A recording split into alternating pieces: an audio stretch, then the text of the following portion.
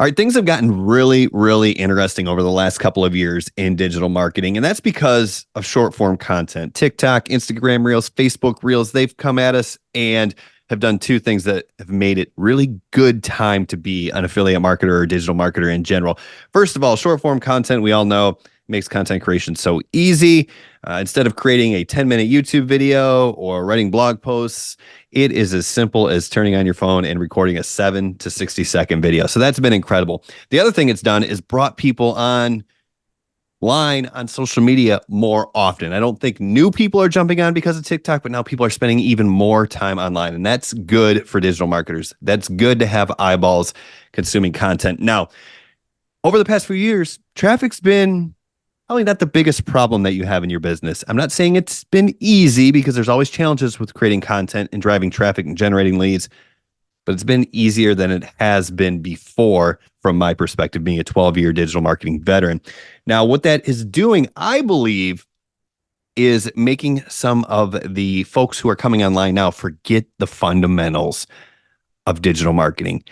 I think we're playing a hit and run game, and it's going to be dangerous for the people who are not focusing on the fundamentals of digital marketing and growing a sustainable business, because as platforms mature, more people come on, more creators come on, and traffic starts to get not so easy. So if you want a sustainable business, if you want to know how to become a real digital marketer, and if you don't want to know how to set yourself up for a lifetime of future success, I think this is going to be a great episode for you, because we're going to talk about some of the fundamentals that are being forgotten about. What do you think, Andrei? Is that a good topic for today? Welcome. Hey, how's it going? Yeah, of course, it's an amazing topic. You're 100% right. I feel like people have forgotten the fundamentals with digital marketing. And I feel like one of the reasons is because there's many people trying new stuff. And then if something works for somebody else, people always think that it's gonna work for them too. And I see that happening a lot. But hey, it's a brand new year. I think this is a great topic to start. And yeah, hopefully, you guys remember the fundamentals, because keeping it basic is what makes money. Yeah, absolutely. And I think you hit the nail on the head right there. Is someone comes online, maybe they're new, they're promoting a product that's maybe kind of new, and there's not really a whole lot to go off of. So one person finds pretty quick initial success, and then everybody thinks that's the way it's done. Now, obviously, if something works, we're not here to trash it. We're not here to say, hey, just because it's working for them doesn't mean it won't work for you, or will or won't work for you. It could work, it might not. We don't know. So we always encourage folks in their digital marketing to experiment, try new things, figure out what's going to work for them. But I think you're right. Is we've been taught for so long to model success, right? That's, success leaves clues. That's a pretty standard operating procedure in business in general, right? You don't have to reinvent the wheel, but you're right. Someone comes on, sees a little bit of success, maybe as a newbie, and then I think people follow along thinking, hey, this is what works. And it oftentimes, and this is what I think it really is, Andre. Oftentimes, when we are newer to the game and we're looking for people to model, so we find a product to promote, so we're going to find the successful people and model them, we kind of put our blinders on a little bit. And we look for the successful person who's doing the least amount of work, right? Does that seem fair? Could that be part of the problem, you think? Yeah, well, I think one of the main things is, when you see somebody not engaging with their audience as much, right? Then you start investigating a little more and you start checking out their accounts. And it just seems like that person doesn't want to talk to people, right? So then maybe they don't want to have a call to action to actually talk to them, right? Like regular people. Maybe they have automations in the back end. So when somebody sees that, they're like, okay, well, maybe I want to do the same thing that that person is doing, but at the same time, you're not learning the objections of people, for example, right? You're not learning what they're searching. You're not learning the solution that they want to be, to come out of, debt or go on vacations and stuff like that. So you have to actually know those things before you can have any type of automation in your business. Yeah, people are skipping the part where they learn about their prospects. They learn about their avatar. They learn about the fears and the desires, you know what I mean? The pain points and the dreams of their Yeah. customers. And really that's what it comes down to. When you understand those things, right? The fears, pain points, desires of your avatar or of your ideal customer, then you can speak to them in a way that you come across as the expert because you know more about their situation than they do, and then they're willing to follow you. It builds the know, like, and trust And factor. exactly. And then you can use those objections in your content. You get me? And then you can attract way more people, way more people. But just you were right to saying like we're just so used to modeling success. You know, at some point, this is how I always say it to my group of people. At some point, it's good to start with modeling people with success, but at some point, you have to add your own juice. You get There me? you At some go. point, you have to show your personality. At some point, you have to uh, show people who you really are as a person or as a marketer, as anything, right? So people actually want to see that, and then that's when the audience connects even more with your own digital marketing presence. And that's what the X factor is. That's where the scale comes into play. That's where the exponential growth happens, is when you start to not completely change everything you're doing, but transform a Right. little bit so you're showing your personality. So let's kind of take a half a step back and talk about what made us decide to address this topic on episode, what I wait, 63 now, Andrei? 63? 63, yeah. You're just cruising along here. So, anyways, we were talking about marketing, fundamentals of marketing, and it really came down to what we're seeing in the industry and the lack of folks actually building their email lists. Now, for as long as time, email has been, the biggest return on investment that you can possibly get online. If you're running ads, you're getting a 34 to 43 x return on your investment on ad spend because of email.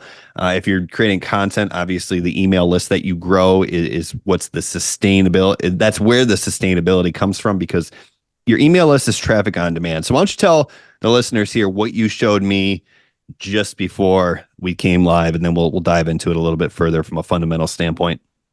Yeah, of course. So the first thing I see is people sending their audience to an offer straight up from the beginning, right? They have a link on their bio, which is perfectly fine. But then inside there, the first thing that I notice is there's a lot of options, right? So there's, get my free ebook. And then there is, oh, resell this course. And then there's, oh, I have a digital product for Instagram that is $30. You get me? And then there could be more products after that. Well, But let's dive into then that first what then. happens? Let's dive into that first.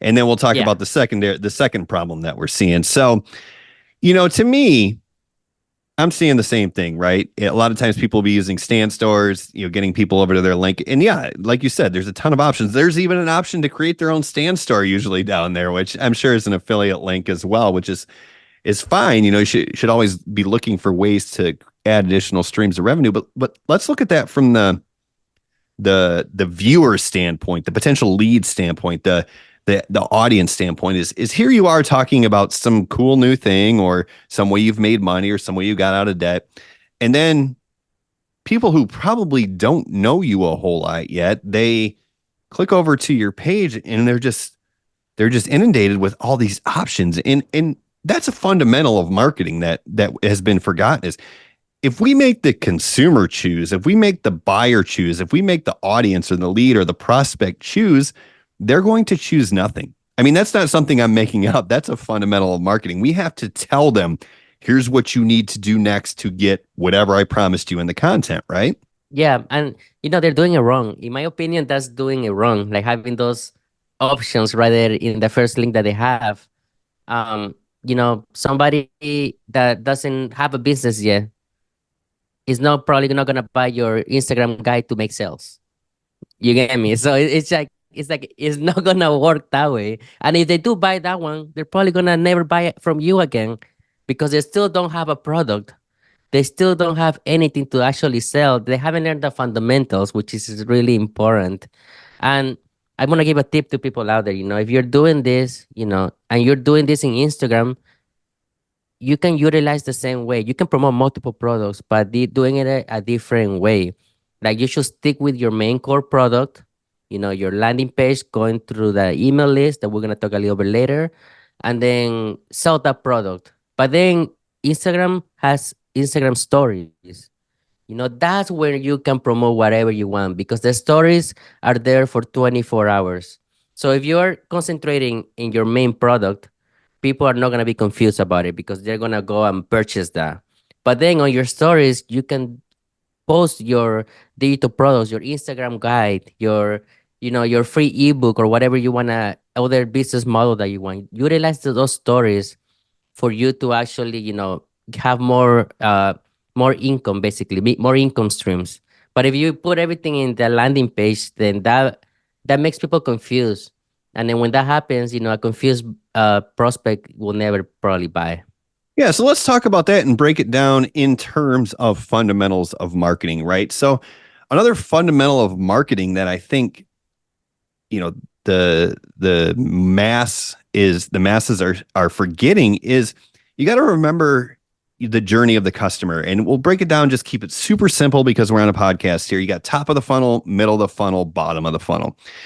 And in anyone, as you said, if you want to promote a secondary product or create another stream of income on Instagram, for example, you can do that through your stories. Well, who's going to see your stories? People who've already discovered you through a reel, maybe, and they are probably following you on Instagram, or at least they're paying attention to you on Instagram. So they've moved down the funnel, right? They already know who you are, what you're about. Those are the people who are going to see your stories.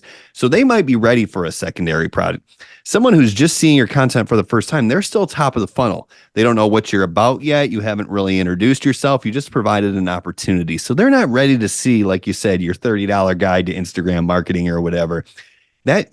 The stories are a middle of the funnel stuff, just like an email list is, right? When someone gets on your email list, they already know you, they already know what you're about, and they've probably gotten some value from you, or at least are intrigued enough to learn more.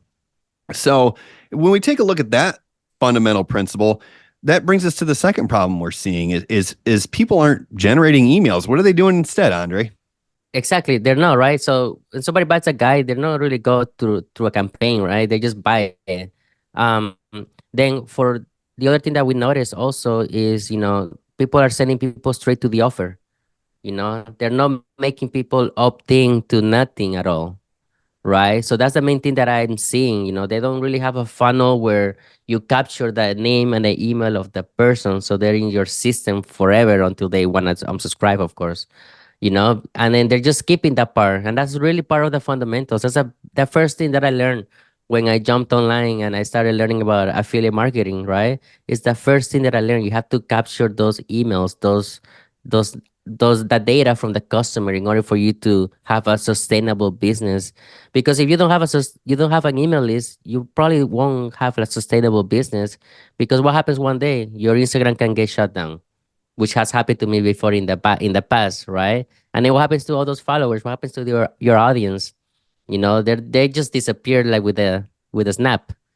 And then what are you gonna do, right? So if you build your email list, that's gonna help you, promote different products in the future and have a sustainable business, like I said. Yeah, and it comes back down to what I love talking about is patterns of anything, patterns in general, patterns of digital marketing. If you look back to my history over the last 12 years, 2016, 2017, last part of 2016, beginning of 2017, that's where I really started seeing the massive success. That's where I sold everything I used to have, started from scratch, and went from zero to $50,000 a month in like 11 months. Well, what happened? Why was that possible? Well, it was because I stopped doing what I had been doing the previous 3 or 4 years. See, prior to that, I was creating product review blogs where I was trying to get search traffic and send them over to an offer. Well, that's the same thing, essentially, if you look at patterns that people are doing on social media. They're trying to attract traffic and get them to an offer. I made some money, and there were times when pages would rank number one in Google and it would be really good, but I wasn't building a sustainable business because I wasn't generating emails. When I switched over to the model where I'd create content, this happened to be YouTube at the time, brought people to a funnel where I captured their email first. That's where I started to build that database of free traffic, right? Because that's where your email list is, free traffic on demand of people who are already in the know, like, and trust phase with you, and they already have raised their hand and say they're interested in what you're all about. Well, that's how I scaled or hit those big, numbers that everybody wants to hit. It wasn't possible without my email list. And once I started doing things the right way, it happened relatively quickly. And luckily, I've never had to go back to work since then. So that's the fundamental that people are missing, right? It's they're not generating the emails. And like you said, it can work. It's obviously working for people. But that goes back to what we started off with is traffic became really easy in 2020, 2021, 22, 23 even. It's not always going to be the same as platforms mature. So people should start looking ahead to see what they can do to set themselves up for success in 2024, 25, and 26, right?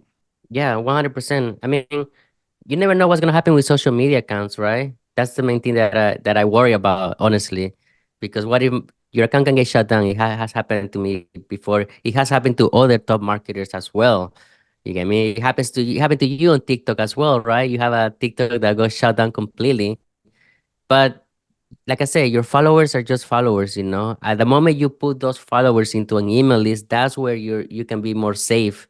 You can be like more secure, I guess you can say, right? And then you can promote more products. You can do automation so you can make the sale that you wanted to make in the first place instead of confusing your whole audience with different products, basically. But yeah, the main thing, you know, that you have to build your email list. You have to build your email list. Like that's super important.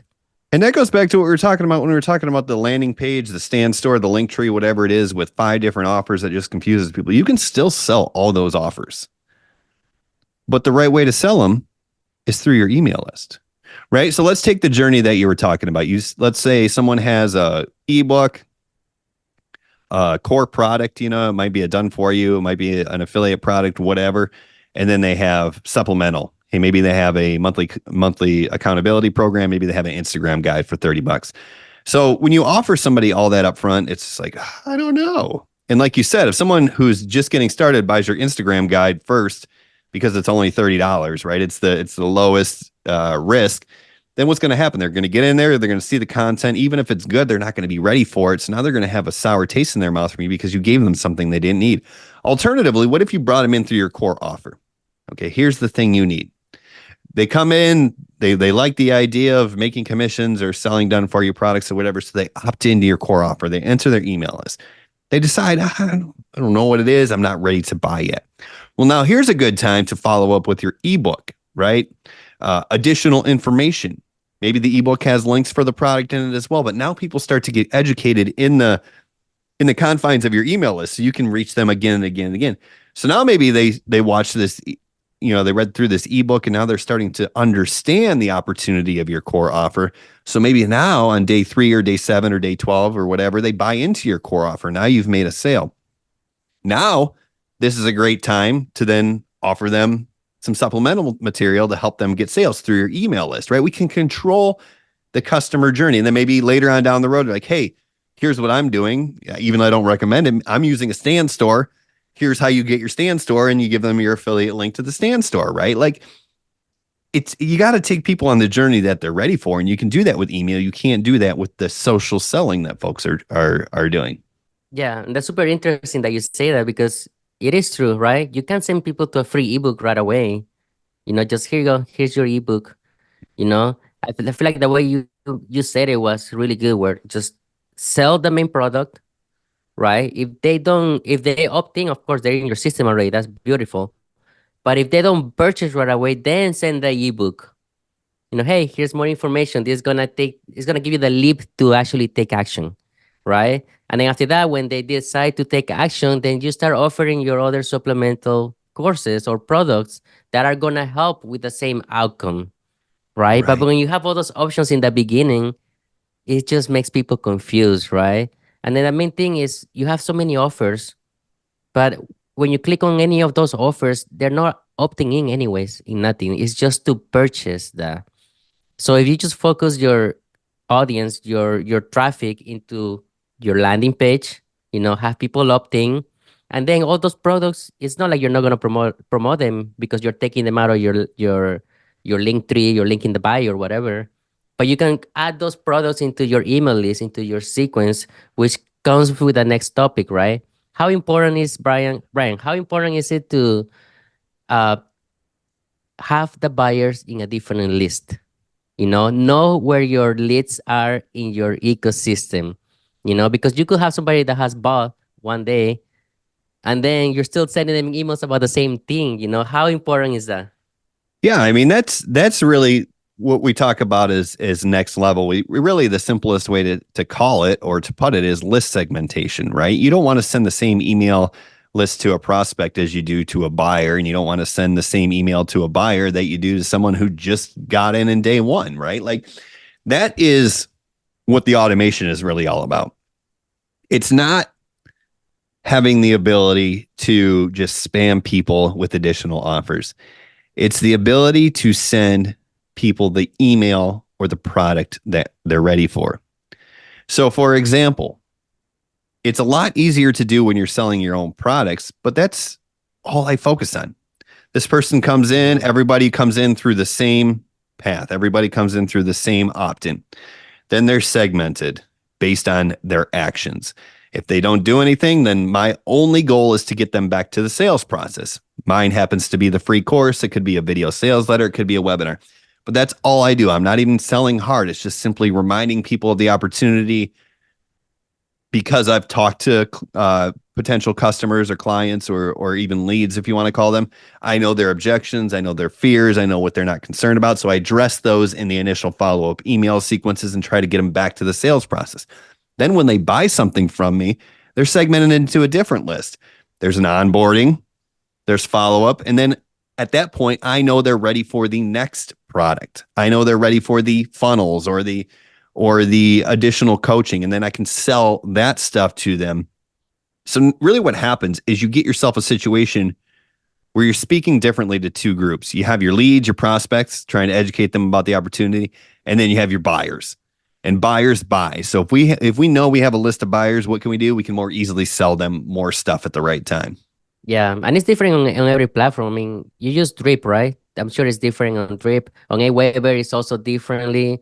But you were 100% right. Like when you're the one that creates the product, you're able to basically do it automatically, right? But then in some instances, if you're promoting an affiliate product, you're gonna have to go to your dashboard. You're gonna have to go check the emails, and you're gonna have to transfer those people into another list. You know, it's a little bit more work, but you have to do it in order for you to have a better business. You know, like you don't want to send the same email to a bunch of people that have already took action with the same offer.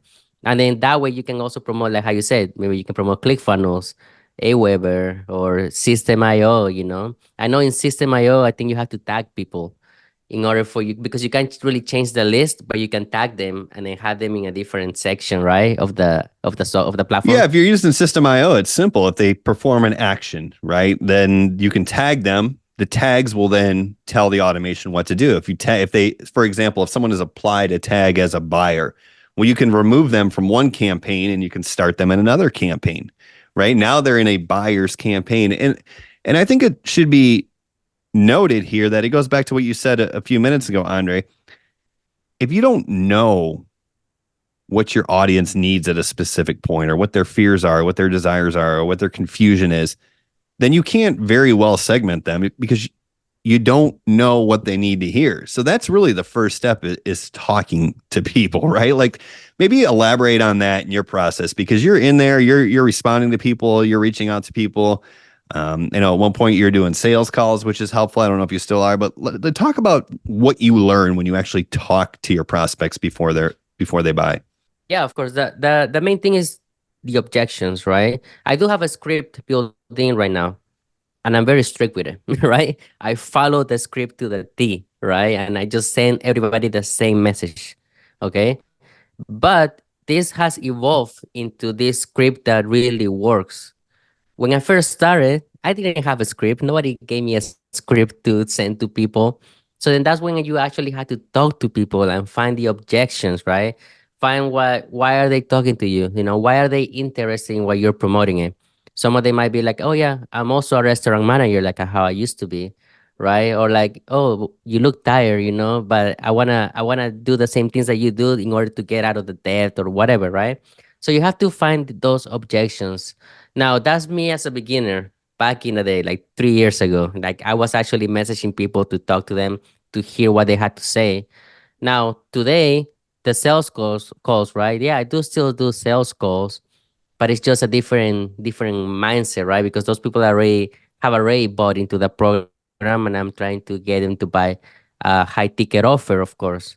So now it's just a little different because they want the results, right? That's the main thing. They want results and they don't know how to get there, right? But then I built this system that will get them to get those results.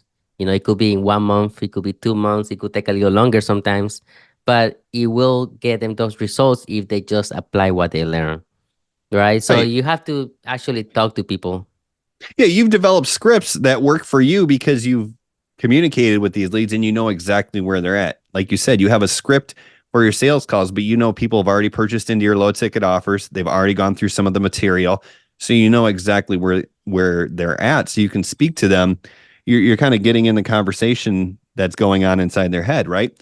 That's why scripts are great when you develop them, but scripts are not so great when you borrow them or get them. A sales script from somebody else isn't going to be as effective as it was for the person who created it.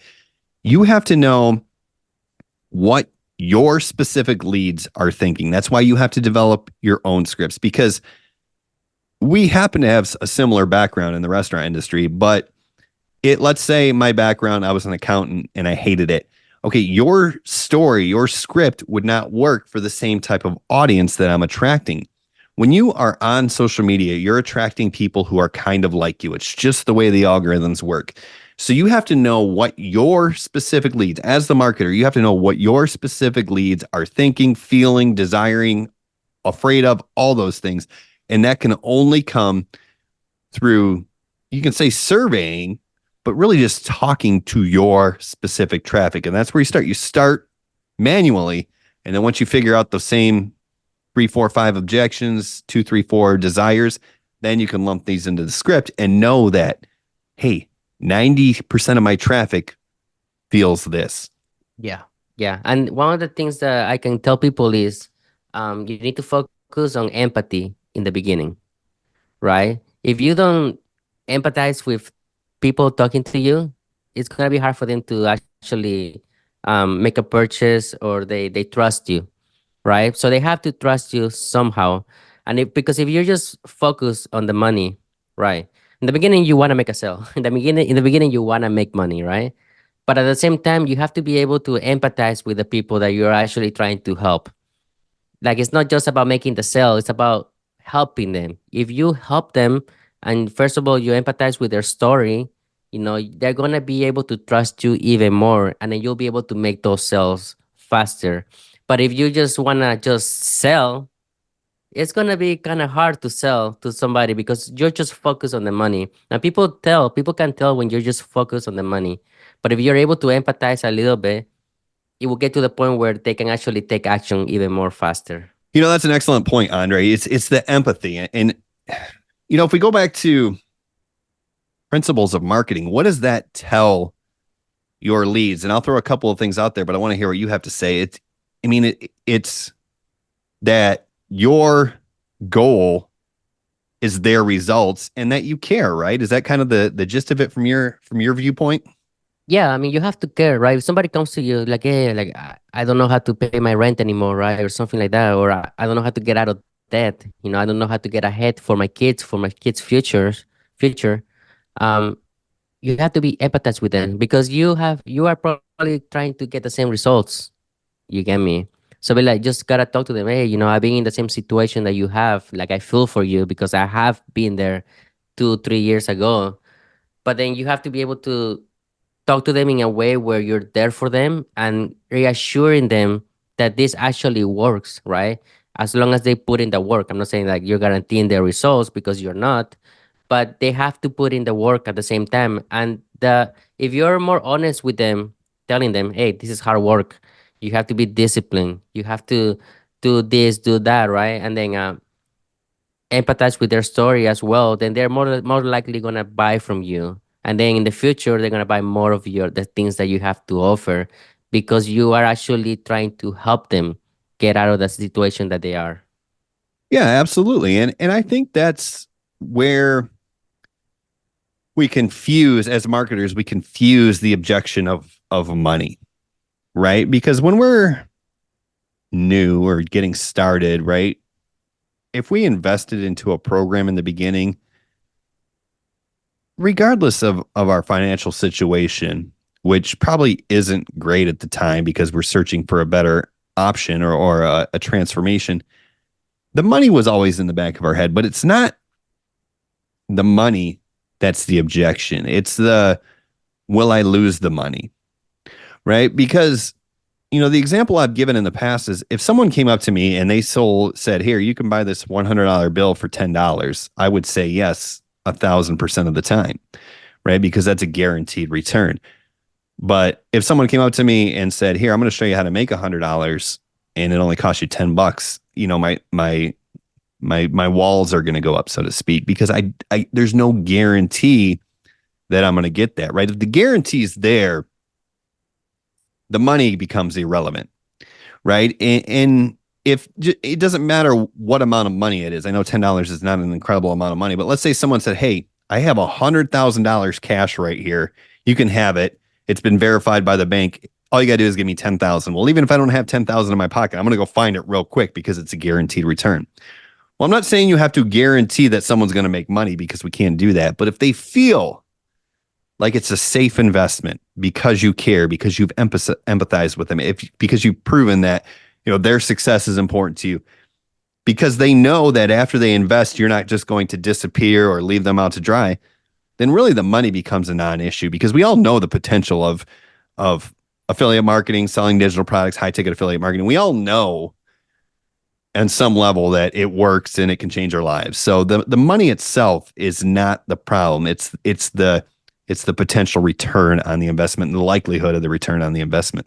Yeah, and it's funny to say about the guarantees because there's people that they guarantee you that you're gonna make $10,000, or they're like, I guarantee you that I'll pay you $10,000 for your troubles. Yeah, I mean, but they don't really read the fine print. At the end of the day, you still have to buy that $3,000 offer, and then you're gonna get that guarantee of $10,000. Honestly, the only guarantee that I have in my program is I guarantee that I'm gonna work with them until they reach the results that they wanna reach. And That's the guarantee that I tell them straight up. That's the guarantee I have. Hey, I can't guarantee. My guarantee is that I'll be there for the coaching calls, right? I'll be there, right? That's it. That's my guarantee. Is I've been doing this for 2 years. I haven't missed one. It's like I'll be there. That's my guarantee, and that's really powerful. And I think kind of what you touched on, we kind of traveled or tiptoed the line of bashing another program, and we're not going to cross it, but let's just tiptoe that line for a second. Is I know exactly what program you're talking about. I'm not going to name it. I'm not going to go deeper into it, but yeah, I shouldn't even say their guarantee is that I want to stay away from that line. Their guarantee is, whatever it is, you're going to make $10,000 back or whatever. We can look at that as marketers and get angry and be like, well, that's, lazy. That's borderline illegal. It's certainly not very moral. But what we should do instead as marketers is look and discover why that's there.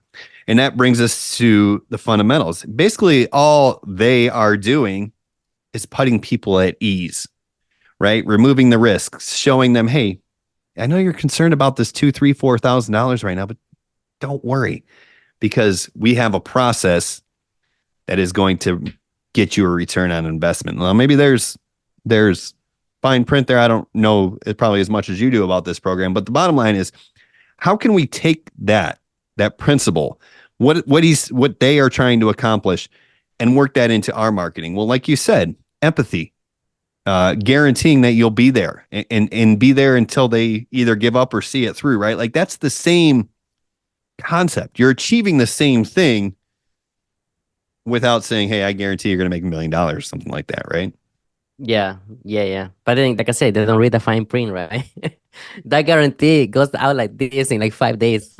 Right. Yeah. After work's done for you, I think you basically don't have to do anything, and they negate the guarantee as far as I understand. But yeah, I mean, it really comes down to understanding your avatar, understanding your prospect, understanding your lead, and then being able to communicate with them either directly or through automation, whatever you're ready for, until they feel comfortable enough to pull the trigger and make you the money. And that goes back to the email. And I don't think we need to dive too much deeper into email, but you know, the point I want to highlight is just because something's working right now doesn't mean it's going to continue to work. And free leads, right? When you're getting an incredible amount of leads for free, that basically solves all your problems. We're not here to say that that doesn't make you money. I think that's important to state. If you can find a way to generate hundreds of leads a day for free, it really doesn't matter what you're selling because the numbers game is going to fall in your favor, right? If you're sending 1,000 leads a day to a $10,000 product, it's still going to work out for you. But what happens is at what percentage, right? And that's what people are forgetting is because traffic's coming probably easier than it ever has before. They're not looking at their fundamentals. They're not focusing in on their numbers. They're not looking at their conversion percentage. And that's what we're talking about here, Andrei. When you generate leads, when you understand what your, clients or potential customers' fears and desires are and what they're afraid of and what their goals are and why they want to transform and who they want to transform for, when you can talk to people or leads or prospects in a way that they understand that you understand, that's all it does is increase the conversion percentage, the number of people or the percentage of people who buy. So two things are going to happen. If you're generating all these leads, you're still going to make more money doing this. It's not like you're going to make less money generating the leads and talking to them and speaking to them in the way that they need to be spoken to. You're going to make more money if you start doing things, even if you have floods of traffic. But the other thing that's going to happen is when that traffic starts to die down, your conversion percentage, the rate at which you convert an eyeball to a commission or a sale, is going to be high enough that you don't need thousands of leads a day. Plus, you'll have this email list full of people who've been with you for a year, 2 years, 3 years, 4 years. Maybe they've sat on the fence for 3 years, but eventually, it's not if they buy, it's when they buy. Eventually, they're going to buy something from you. And that's how you kind of weather the storm between hot social media opportunity and hot social media opportunity. Yeah, because when you have those automations going, they're gonna be working in the back end. You don't have to worry about those. But just how you say, at some point, your reach is gonna die down or it's gonna plateau, right? But when that happens, you can figure out how to get out of that straight line, but at the same time, you're gonna be okay because everything is working in the back end. So you can still be making the same amount of sales, even if you're getting the same reach, because now you have nurtured everybody that went in your system, and then they're gonna be taking action because nobody takes action right away. I mean, some people do, but not everybody, right? And then you're gonna start making money. For example, when I started having a really viral Instagram, it got to the point where I was plateauing, right? I was staying in the same line. I wasn't getting new people in, but the commissions never stopped coming, right? Those commissions never stopped coming. And then I was able to figure out how to get more rich at the end of that period. Maybe it was like 10 days where I wasn't getting any new followers, but the commissions never died down. And then you start working with your content, you start doing different things with trying to reach new people, utilizing new tools, and then you start getting the reach again. And when that happens, it all comes back to the same cycle. The cycle is always get people to your email list and then concentrate on your content, on the traffic. And then after that, you'll be fine, honestly. You'll be okay. Yeah. And then what happens is if you are sitting there focusing, your reach is down, let's say, so you're sitting there focusing on optimizing your funnel or your follow-up or whatever. Then when that reach goes back up, you're going to make more money than you previously made because now you have a more optimized system to send people through. So it's a worthy endeavor no matter where you're at in your journey. And let's kind of shift a little bit and talk about some unforeseen benefits of growing your email list. Okay. We've talked a lot in this episode about speaking to customers in the way or leads or prospects in the way that they need to hear it, right? They need to be spoken to like you understand them. You can empathize with them. Well, Having an email list also gives you a great opportunity to test different messaging, right? If you send an email or a series of emails out and it really resonates with your list, then hey, maybe you have some messaging that people will respond to. Now you can turn around and put that out in your content. Maybe you tweak your landing page to increase your opt-in rate. So it gives you a built-in audience to test with. But the other thing it does is it gives you the opportunity to launch other things more easily. For example, when we launched our podcast, we weren't starting from scratch. We had no idea what we're doing or what we were doing, and we're still kind of figuring it out. But the bottom line is we still had built-in email lists. We're like, hey, we're trying this podcast. So while I can't say we've had exponential growth, I can say our first episode probably had a few hundred listeners, and that really kickstarts everything. Plus, it helps further nurture our list. So it becomes a flywheel effect. So that's really what you have to look for down the road is how can you not just make the most money today? How can you set yourself up so your business will grow in the future? Because if you make $5,000 a month as a beginner, that's great, but eventually you're going to want to make 25,000 and then 50. You know what I mean? That's just the natural progression of things, and it's only done if you're capturing the audience. Exactly. And just said it just how really I've been doing things too, because I have my main offer, but I also maybe like 4 times a year, I basically change my offer completely in my email list, and I do, how do you say it? Like I launch a new product, I guess you can say, a new product that I'm promoting. In this case, it could be the podcast, it could be another offer, but I only do it for a certain amount of time, and after that time is done, I just change back my regular offer. But you're giving, just how we learn from Igor, you're giving them an option A or option B, right? Same with Igor when he has his own e-farming business, right? I promoted it to my list for a week. It was just a single week, and I made a couple $1,000s from there. And it's just because I was giving my audience a different option to be successful or learn new things, right? And that's the thing that I've been doing like since I learned that, like every couple months or maybe like every 3 4 months, every quarter, I send out a different offer to my email list, and people take action. People take action, and they'll probably be the ones that have already bought in the past. You get me? Like it's just people just rebuying into me because they already know that if I'm promoting something, it's probably good. And that's how I was able to test all the products, all the programs that I was working with. That's how I was able to like get all these awards as well. So that's just things that I did just to test the market, see if people will actually buy, if they think that it was interesting. And then from there, I had different strategic options, to keep promoting those. And that's the perfect real life example of what we were talking about or touching on earlier, where we're talking about list segmentation. There's really no risk when you're sending to your email list. You send an offer out, you send it to people who've probably already gone through the initial automated campaign of your core offer. And then it's just bonus at that point. If it works, great. If it doesn't, no harm, no foul. If you do that on social media, right? If you're just doing the social selling where you're creating content on social media and sending people to an offer, the moment you try to test a new offer, now you have this entire following of people who are on the fence, warming up to the idea. Now you've completely shifted where you're going, and they're just like, you lost them at that point, right? You can't switch. Also, you're every quarter you're trying these new offers to kind of battle the offer fatigue on your list. If you do that on social media, it's not like you're going to go from a situation where you're getting 2,000 views a video to a new offer to where now you're getting 10,000. Then you go to a new offer. Now you're getting 20,000 because you're losing your core audience because they were on the fence. They were thinking about it, and people need time to contemplate. And if you're constantly switching on social media, you're just going to lose your following, and the algorithms are not going to like you very much anymore.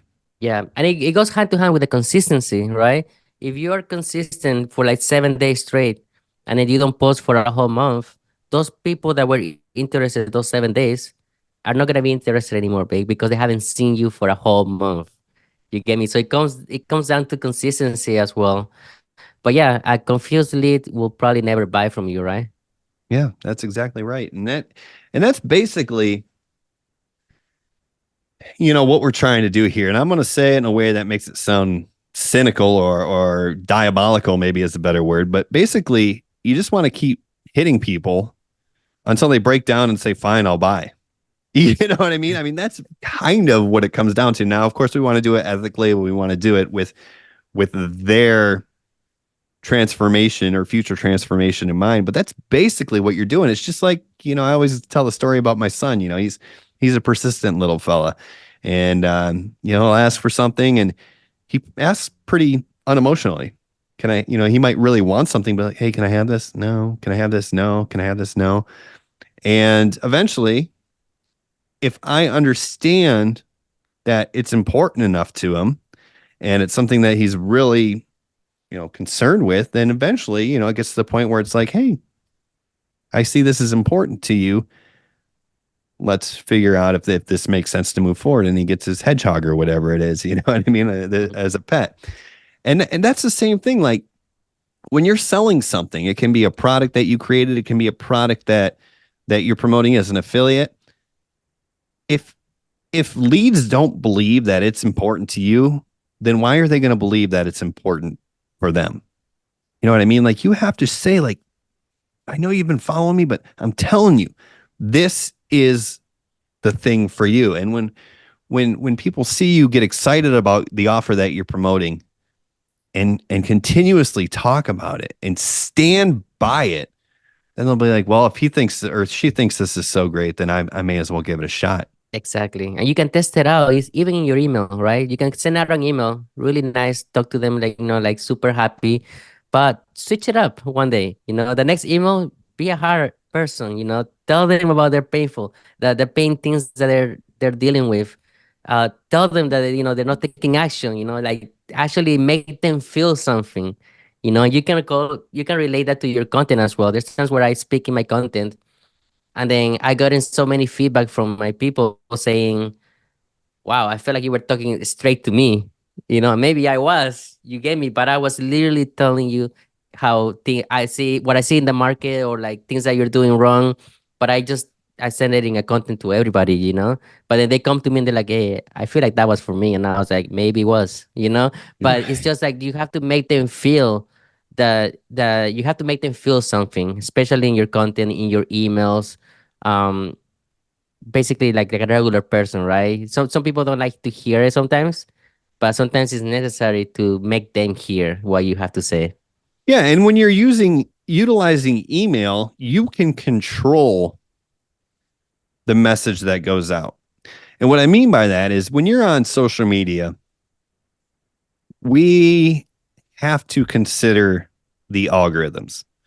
For example, this is really clearly illustrated many times with value. If you're on social media, short form content like a TikTok or an Instagram, and you create a short video that has a nice strong hook that gets people to comment, that video is going to get a lot of reach. It's going to go out to a lot of people. Let's just say 5,000 people. Now, if you want to come through and either build a know, like, and trust factor or establish your authority or help build the belief in your prospects, and you come through with value videos, it might get reach, but oftentimes those don't get as much reach. So you're missing out on a whole segment of your audience that was ready to move to the next step of the journey with you, but they didn't see your content because it was just posted on social media and it didn't come across their feed. Whereas if you focus on the email list, if you know that by day 4, they should be warming up to the idea or at least understand the offer and you send them value, they're going to see it. Right. And that's the key is we got to get people down the path. If we're just constantly focusing on going viral to get more traffic, right? If it works, I already said that will fix everything. But the other side of it is then we're never moving people down the path and getting them closer to the point where they're ready to buy. It's all surface level stuff. It's all top of the funnel stuff. And once again, we go back to principles or fundamentals of marketing. We need to move. A buyer doesn't become a buyer until they get to the bottom of your funnel. Yeah, and I've been testing it with my content lately as well, actually. Like I have those 5 to 7 second videos, right? Which do great, do amazing, right? People get more reach. People wanna follow me. People wanna interact with those type of contents. But I also every single day I'm posting a 60-second talking video. And those videos are directly to the people that are already in my system because those videos are not going to get new reach. Those videos are not going to get new followers. but those videos are strategically going to the people that already follow me, so they can actually see and see the way I talk and see the things that I have to say. But so I'm mixing it up, 5 to 7 second videos, maybe two a day, and then one talking video the next day or something like that, right? So And it's that like I'm able to catch and bring people in like that. and that simple omnipresence is what that is, because a majority of those people who are seeing your value videos or your talking videos, they're probably already on your email list, right? And now they are seeing similar messaging at multiple touch points, right? And that's helping bring them further down the funnel and closer to purchase. So yeah, I think that's an excellent point. We're not saying you can't offer value videos on social media. We're not saying you can't speak to a smaller audience on social media, but why not do both when it's just as easy? Right. And it's super simple, honestly. And that gives out the second thing, right? You mentioned omnipresence. I think omnipresence is part of the fundamentals too. What do you think? Yeah, I mean 100%. Like you said earlier, no one's going to buy in the first interaction. I mean, some people do, but it's when they see you here and then they see you in the inbox, and it's just showing up multiple times to get the prospect to the point where they can't ignore you, right? To go back to the diabolical side of things, it's like, well, this guy is everywhere, and he just keeps cramming this down my throat. So I guess I should just buy because I see it everywhere. Um, but yeah, it's like I've heard the saying, what's focal is causal, meaning whatever you can see the most of must be the solution type thing. So if like all I see is Andrei telling me about this solution and it just shows up everywhere I go, it's like, oh, that must be the thing. I better take action on this. But yeah, omnipresence is is huge, and you don't have to be on all social media platforms. You can control it just by showing up in front of people multiple times. And if they can't ignore you, then they have to buy because they want the transformation. It's just a matter of where they're going to get it from, right? Exactly, exactly. I mean, you have to be kind of everywhere, you know? Like I said, not every social media platform because I don't use every social media platform. But at the same time, you need to choose maybe at least like three or four, where you're gonna be consistently posting on those platforms because you're gonna get more eyes to your offer at the same time, you know?